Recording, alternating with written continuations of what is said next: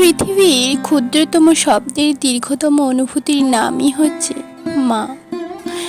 কিন্তু মায়ের যদি কিছু হয়ে যায় না, মনটা ভীষণ খারাপ লাগে। যে মানুষটা সারাদিন এত কাজ করে, এত কিছু করে আমাদের জন্য, তার কিছু হয়ে গেলে সত্যি খুব খারাপ লাগে।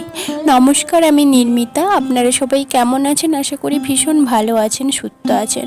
আমি এসেছি বাবা মায়ের কাছে, বলেছি আগের ভিডিওতে। তো আমরা এসেছি, আমরা কি খাবো কি না খাবো সেই নিয়ে কিন্তু মা বেশি চিন্তিত, যে আমরা গেছি কি মা কিছু করতে পারছে না। বললাম যে মায়ের হাতে একটা সামান্য জায়গায় অ্যালার্জি বেরিয়েছিল, সেই অ্যালার্জিটা ভালো করতে গিয়ে হোমিওপ্যাথি খেয়েছে। বলেছে ডাক্তার যে এটা বাড়বে একটু, তো বাড়বে, এতটাই বেড়েছে যে মা ডান হাতে কিছুই করতে পারছে না, সমস্তটা বাম হাতে করছে। কিন্তু যে মানুষটা এত খেতে ভালোবাসে, সেই মানুষটা যখন বাম হাতে খাচ্ছে না, খাওয়াটা যে এতটা কমে গেছে, দুপুরে দেখে ভীষণ খারাপ লাগছিল, দু চোখ ভরে জলই চলে এসেছিলো আমার।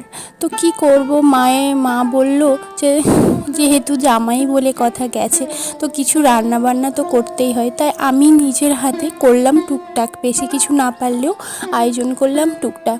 তো কি করেছি, তো ওই দেখলেন যে মাছ করেছি, একটা মাছের ঝাল মাছ, চিকেন করেছি, মাছ ভাজা করেছি, তারপরে করেছি এই যে লাউ ফুল দেখছেন, লাউ ফুলের বড়া করেছি।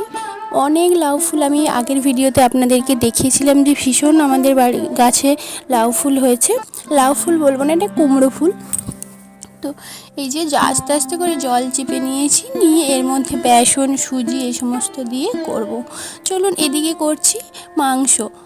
তো মাংসের মশলাটা কষিয়ে নিলাম, কষিয়ে ভালো করে তারপর এটাকে কুকারে দেবো। এটা যেহেতু দেশি মুরগির মতোই শক্ত হবে একটু, তো সে কারণে এটা কুকারে দেবো, তাড়াতাড়ি হয়ে যাবে। তো আপনাদের আমার ভিডিওটা কেমন লাগলো অবশ্যই আপনারা জানাবেন। আর এদিকে দেখুন আমার মাংসটা হয়েছে। আর মায়ের যেহেতু অ্যালার্জি, তো মা এখানে নিম পাতা দিয়েছে, এটা একটুখানি জলটা দেবে, কারণ সারাক্ষণ একটা অ্যালার্জি, তো সারাক্ষণ একটা মানে কি বলবো, সবসময় একটা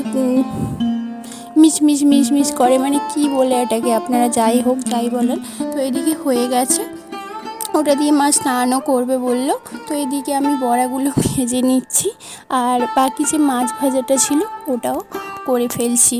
আর ওইদিকে দেখলেন যে আমি একটা গুঁড়ো করেছি, মায়ের যেহেতু শিল নোড়াতে বাটতে পারছে না, সে কারণেই গুঁড়োটা। তো চলুন আজকের ভিডিওটা এই পর্যন্ত।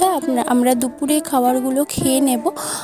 মায়ের আর বাবাকে আমি খেতে দিয়েছি, আমরা একটু দেরি করেই খেতে বসেছিলাম, কারণ ওর আসতে দেরি হয়েছিল।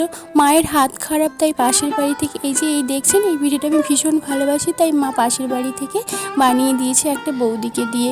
সত্যি মায়েরা, প্রত্যেকটা মায়ের কথাই আমি বলছি, সন্তানের জন্য অনেক কিছুই করে। তো চলুন আজকের ভিডিওটা এই পর্যন্ত। আপনারা ভালো থাকবেন, সুস্থ থাকবেন। আবার কোনো নতুন ভিডিওতে আপনাদের সাথে আবার দেখা হবে।